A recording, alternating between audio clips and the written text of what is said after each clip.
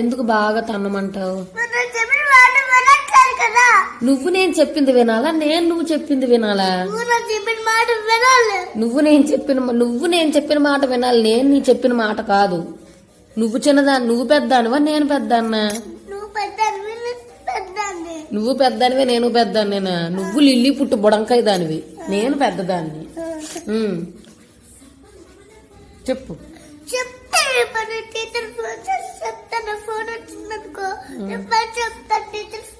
ఏమని చెప్తావు?